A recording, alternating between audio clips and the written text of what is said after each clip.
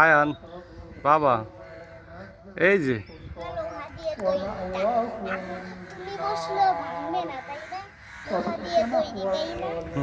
আমাদের কাপড়ে দিয়ে তুমি বসলে তো ছিঁড়েই যাবে তাই না? লোহা দিয়ে তৈরি আর সেগুলো অনেক বিশেষভাবে তৈরি করছে। তুমি আমার মতো তৈরি করতে পারবে।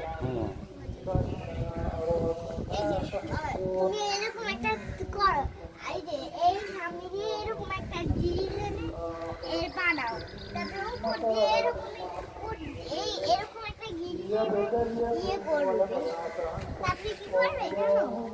তারপরে এই গিরিতে ওই দুইটা জিনিস আনবে না, ওটার উপরে এরকম দোল নামবে, দোল নামবে লোহা দিয়ে বানাবে, তাহলে দুইটা বানাবে, দুইটা, যাতে তাহিনা আপুরা আসলে এখানে বসে দোল খেতে পারে। বাবা